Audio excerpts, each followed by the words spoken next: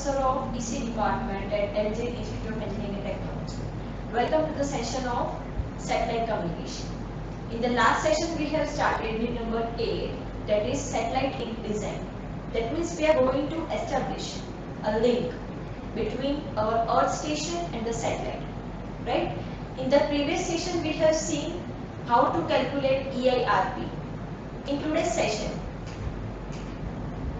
we will cover what do you mean by EIRP, what is a receiving system carrier to noise ratio, what is link equation and its derivation, and how to design a link for the downlink. Alright. Now, in today's session, first we are focusing on EIRP. Now, what do you mean by EIRP? As we know that EIRP means effective isotropic radiated power, which means it is a product of antenna gain and the power which is applied to the input terminal of the antenna, right? How? Over here you can see that this is high power amplifier, then feeder, and this is my antenna gain. Now what does it mean? As we know that a high power amplifier is needed before the transmitting of my signal, right? And between high power amplifier and the antenna there is a one cable. That cable is known as the feeder cable, right? So that feeder cable itself introduces a loss. Alright, so how much amount of loss is there? We need to calculate. Over here a feeder loss is given, right? Apart from that, my gain of transmitting antenna is there. Alright, and second thing, what is the high power amplifier's gain and what is the power, right? So gain which is given as a power 60 dB for the antenna, a feeder cable loss which is given as a 1 dB, right? Now what we are going to do? We are going to calculate EIRP first. We know that EIRP is the product of GT and PE. What is GT? GT means a gain of transmitting antenna, and what is PE? PE means the actual input power which is applied to the input of the antenna. Alright? We can't consider over here the input power of high power amplifier. Alright? Why? Because there is some loss due to the feeder cable which is a 1 dB presented over here, right? Now first we are going to calculate the gain of high power amplifier. Over here the gain of high power amplifier is given as in 100 watt, right? So we are going to calculate this into a dB, right? So P high power, as we know that if you want to represent that specific quantity into dB, we are going to represent with the help of square bracket, right?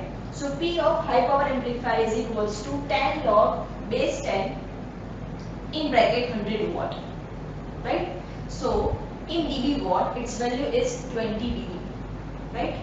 Second thing, we are going to calculate the input power. So for that input power we need to consider how much amount of loss is present in the feeder cable, right? So over here the feeder cable loss is the 1 dB. So we are going to subtract that loss from the power of high power amplifier, right? That is PHPA. HP stands for high power amplifier, right? So 20 dB watt minus 1 dB, alright? So we will get a 19 dB over here, right? Now what is our next task? The next task is we are going to calculate the EIRP. So for EIRP, it is a product of gain and input power.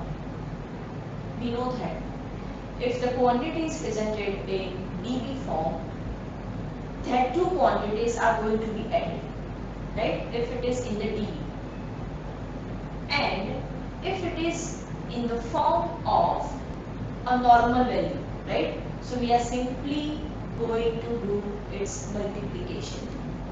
Alright, so over here GT plus PE, over here the square bracket represents The quantity which is presented over here is in the dB.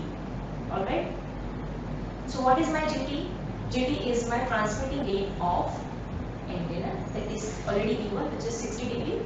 Alright. So 60 dB plus what is Pin? Pin is the actual input power to the antenna, which is 19 dB watt. So we are going to add these two quantity. So the final KRP is 79 dB watt. Alright. This is the way to calculate the EIRP. Now, how to calculate a receiving system carrier to noise ratio? We know that to calculate a receiver system carrier to noise ratio, we must know about what is my carrier power, what is my noise power, right? But for that, we need to consider a two parameter. First one is the antenna noise temperature, that is TA, and second one is TE, that is equivalent noise temperature. Alright. So these two quantity, that is TA and the equivalent noise temperature of the receiver, will allow us to calculate a carrier to noise power for receiver. Alright. Why? Because a noise is going to be introduced between transmitting and the receiving side, as we are going to transmit the signal in the space. Alright.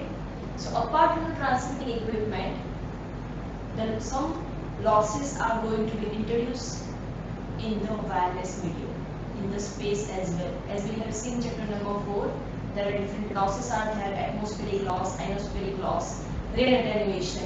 Alright. So these losses that we need to consider over here as well. Right. So first of all, what do you mean by noise?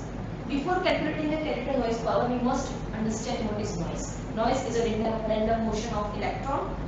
As we know that for 0 degree Kelvin temperature, there is a no motion of electron. So we need to consider the noise over here in terms of noise temperature, and we need to consider a system noise temperature above 0 Kelvin. Alright. So antenna and receiving system, both this add a noise to the input signal. Right. So how to calculate the link equation? We have already calculated the phase transmission formula, the first topic of chapter number 8, that is basic transmission theory. Alright. In that we have derived PR.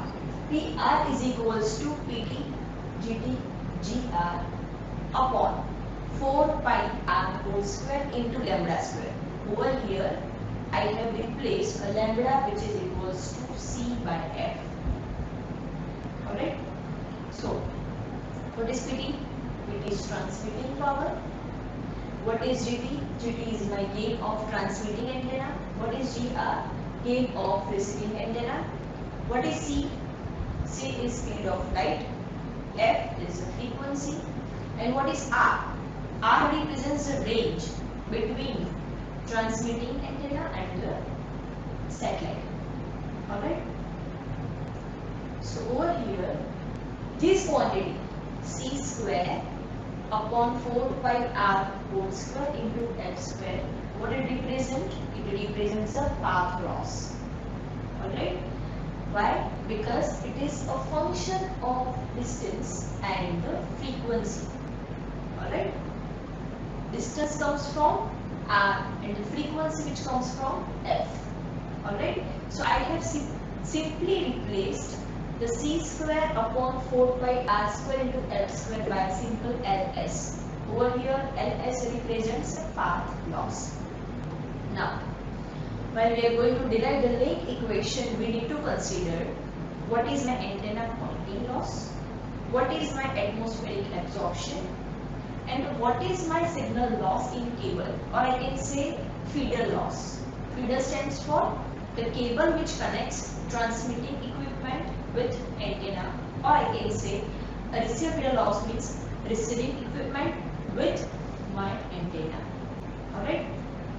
Now as we are going to introduce antenna pointing loss. What does it mean? As my transmitting antenna is pointing like this, in this direction, and if my receiving antenna is similarly pointing the same direction, so that means there is a no pointing loss. And if my transmitting antenna is pointing like this, and if my receiving antenna is pointing like this, then it will cause a loss that is known as the antenna misalignment loss. Alright? So it will be for transmitting and as well as for the receiving antenna. That's why we have introduced over here L theta T into L theta R. Just simply multiply these two quantities with the overall received power. Why? Because when we are going to receive the power, these losses are going to be subtracted. Alright? Second, atmospheric absorption. So this small a represents the atmospheric absorption and L stands for loss. Okay? Last one. The loss due to signal loss in the cabling. So it is represented as L small l. This loss in cable. So all this quantity, antenna pointing loss, atmospheric absorption and the cabling loss are going to be multiplied with received power. Right? Now, as we are going to derive a link equation derivation, we are interested in signal to noise ratio. That means a ratio of signal power divided by noise power.